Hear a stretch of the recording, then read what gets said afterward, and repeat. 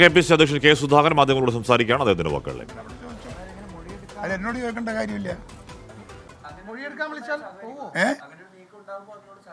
സഹകരിക്കലല്ല, അതിനോട് എന്താ പ്രതികരിക്കേണ്ടതെന്നുള്ളത് ഞാൻ അപ്പം തീരുമാനിക്കും. നിയമപരമായി ഇങ്ങനെ അത് തന്നെ പ്രതികരിക്കണമെന്ന് എനിക്ക് നന്നായി ബോധ്യമുണ്ട്. ഞാൻ ഒരുപാട് കേസ് നടത്തി വളർന്നു വന്നയാളാണ്. പിണറായി വിജയന് ബുദ്ധിയുള്ള കാലം മുതൽ എന്നെ കേസിൽ പ്രതിയാക്കുന്നുണ്ട്. ഒരുപാട് ക്രിമിനൽ കേസിലായാലും എല്ലാ കേസിലും ഞാൻ പ്രതിയാകേണ്ടതുകൊണ്ട് എന്നെ കേസൊന്നും ആരും പഠിപ്പിക്കണ്ട. ഞാൻ ലോയറാണ്, ഞാൻ പഠിച്ചവനുമാണ്, എനിക്ക് വിദ്യാഭ്യാസമുണ്ട്,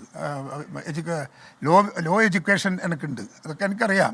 ഞാൻ കേസ് ഒരുപാട് നടത്തി ശീലമുള്ളവനാണ്. അതുകൊണ്ട് അതിലൊന്നും എന്നെ പേടിപ്പിക്കാനും പറപ്പിക്കാനൊന്നും ആരും നോക്കണ്ട. നിങ്ങളും നോക്കരുത്, അതിന് മെനക്കെടണ്ട കേട്ടോ. എനിക്ക് തോന്നിയിട്ടില്ല. ചോദ്യം ചെയ്യാൻ വിളിപ്പിച്ചാലേ കേസ് പോവോ? എന്ത് കേസ് പോകുന്നു?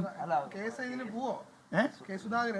ചോദ്യം ചെയ്യാൻ വിളിപ്പിച്ചാൽ പോവോ? അല്ല, ചോദ്യം ചെയ്യാൻ എന്നോടൊക്കെ ഇതിനെക്കുറിച്ച് അന്വേഷിക്കണമെങ്കിൽ പോലീസുകാർ എന്നെ വന്ന് കണ്ട് എന്നോട് സംസാരിക്കണം. അതിനകത്ത് എന്നിട്ട് ഭാഗികമായി എന്തെങ്കിലും വിഷയങ്ങൾ ഉണ്ട് എന്ന് എനിക്ക് ബോധ്യപ്പെട്ടാൽ ഏത് പോലീസ് സ്റ്റേഷനിലും ഞാൻ പോകും. അതെ, എന്നെ ബോധ്യപ്പെടുത്തണം. ഞാൻ ഇതിൻ്റെ അകത്ത് എനിക്ക് ഇങ്ങനെ ഒരു പങ്കുണ്ട്, റോളുണ്ട് എന്ന് പോലീസുകാർ എന്നെ ബോധ്യപ്പെടുത്തി കഴിഞ്ഞാൽ I will obey police direction. മൊഴിയെടുക്കാനുള്ള തീരുമാനത്തിന് പിന്നിൽ ഒരു രാഷ്ട്രീയം ഉണ്ട് എന്ന് സംശയിക്കുന്നുണ്ടോ? ഇല്ലെന്ന് സംശയമുണ്ട്. ഉണ്ടെങ്കിൽ ഉണ്ട്. എങ്ങനെ? അങ്ങനെ ഒരു അന്വേഷണം നടത്തുന്നതിൻ്റെ വല്ല ചുവടുവയ്പ് ഉണ്ടെങ്കിൽ അതിനകത്ത് പൊളിറ്റിക്സ് ഉണ്ട്. മറ്റു മനസ്സാ വാചാ കർമ്മണ ഞാനുമായി ബന്ധമില്ലാത്തൊരു വിഷയത്തിൽ എന്നെ അതിനകത്ത് കൂട്ടിക്കലർത്താൻ ശ്രമിക്കുന്നുണ്ടെങ്കിൽ അത് പൊളിറ്റിക്സാണ്. ഇത്രയേ ഉള്ളൂ. കത്തെനിക്കാണ്. കത്ത് വായിച്ചു. അന്ന് തന്നെ അതിൻ്റെ ജില്ലാ ഭാരവാഹികളെ നേതാക്കന്മാരെ വിളിച്ചിരുത്തി കത്ത് വായിച്ച് കേൾപ്പിച്ചു. അവരോട് നാളെ തന്നെ യോഗം ചേർന്ന് തീരുമാനമെടുക്കാൻ പറഞ്ഞു. അടുത്ത ദിവസം യോഗം ചേർന്നു. അത് കുറച്ച് കാലങ്ങളൊക്കെ എല്ലാ പ്രവർത്തനവും കൊണ്ടുപോയത് ആ കത്തിൻ്റെ അടിസ്ഥാനത്തിലും എൻ്റെ നിർദ്ദേശത്തിൻ്റെ അടിസ്ഥാനത്തിലുമാണ്. അത് അന്ന് വന്ന ദിവസം വായിച്ചില്ല എന്നാണ് ഞാൻ പറഞ്ഞതിൻ്റെ അർത്ഥം. എന്ത്? ഇല്ല. അവർക്ക് നഷ്ടപ്പെട്ടു പോയ കാര്യങ്ങളെ കുറിച്ച് മാത്രമേ അവിടെ പറഞ്ഞിട്ടുള്ളൂ. ഇതിനകത്ത് ഉണ്ട്, നേതാക്കളുണ്ട്. അതുകൊണ്ടാണല്ലോ ഞാൻ നേതാക്കളെ വിളിച്ചതും യോഗം ചേരാനും ചർച്ച ചെയ്യാൻ ആവശ്യപ്പെട്ടതും ഒക്കെ അതിനടിസ്ഥാനത്തിലാണ്. അതങ്ങനെ തെറ്റുണ്ട് എന്ന് പറയണ്ടെങ്കിൽ അവരെ സമ്മതിക്കണം. അല്ലാതെ എങ്ങനെയാണ് ഞാൻ സമ്മതിക്കൽ? ഞാൻ അതിനകത്ത് തെറ്റുണ്ടെന്ന് എങ്ങനെ പറയൽ without any having any evidence? എന്തായാലും അതിനകത്ത് വീഴ്ചയുണ്ട്. അത് തർക്കമില്ലാത്ത കാര്യമാണ്. അതിപ്പം കോൺഗ്രസിന് മാത്രമല്ല, കേരളത്തിലെ മുഴുവൻ രാഷ്ട്രീയ പാർട്ടി നേതാക്കന്മാരും ഭരിക്കുന്ന സഹകരണ സംഘങ്ങളിൽ ഒരുപാട് പാളിച്ചകളും പോരായ്മകളും ഉണ്ട്. സഹകരണ രംഗത്തെ പ്രവർത്തനത്തിന്, ആരോഗ്യകരമായ പ്രവർത്തനത്തിന് അതൊരു വലിയ ഭീഷണിയായി വളർന്നു വരികയാണ്. അല്ല, അതെല്ലാം കഴിഞ്ഞില്ലേ? അത് കഴിഞ്ഞതിന് ശേഷമല്ലേ ഞാൻ അവരെന്തൊക്കെ കാണാൻ വരുന്നതും ഞാനിത് പറയുന്നതും. കമ്മീഷൻ വെച്ചിട്ടുണ്ട്. കമ്മീഷന്റെ റിപ്പോർട്ട് അനുസരിച്ച് ഞങ്ങൾ വർക്ക് ചെയ്യും. അത് ന്യായമായ ബാധ്യതകൾ എന്താണെന്നുള്ളത് പഠിച്ചാൽ അത് എന്ത് വേണമെന്ന് ഞങ്ങൾ ആലോചിക്കും. പക്ഷെ അത് അവരെ കൊന്ന ആളുകളെ എടുക്കട്ട്.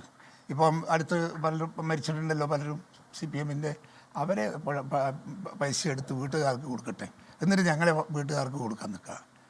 ഗോവിന്ദൻ മാഷോട് ഞാനത് പറഞ്ഞു. നമ്മളെ ആൾക്ക് കൊടുക്കാൻ നിൽക്കണ്ട, നിങ്ങളെ ആൾക്ക് കൊടുക്കാൻ നിൽക്കുമെന്ന് പറഞ്ഞു.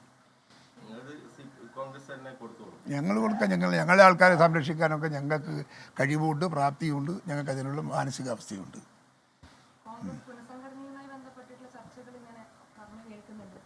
പറഞ്ഞു കേൾക്കാനാ? നിങ്ങൾ എഴുതി തെളിഞ്ഞ് തുറച്ചല്ലോ, എന്നിട്ട് പിന്നെ പറഞ്ഞു കേൾക്കുന്നുണ്ട് എന്നാ പറയുന്നു. എന്ത് ചർച്ചയൊക്കെ നിന്നു? ഇനി ചർച്ചേൻ്റെ ആവശ്യമൊന്നുമില്ല. ചർച്ച ആവശ്യമുണ്ടെങ്കിൽ ചർച്ച നടത്തും. പാർട്ടി പ്രവർത്തനം എന്ന് പറയുന്നത് ഒരു കണ്ടിന്യൂഷനാണ്. ഒരു ദിവസത്തേക്കുള്ള വർക്കല്ല, ഒരു ആഴ്ചത്തേക്കുള്ള വർക്കല്ല, ഒരു മാസത്തേക്കുള്ള വർക്കല്ല. അത് തുടർന്നുകൊണ്ടിരിക്കുന്നതാണ്. അതിന് ചർച്ചയും അതുപോലെ തുടർന്നുകൊണ്ടിരിക്കും.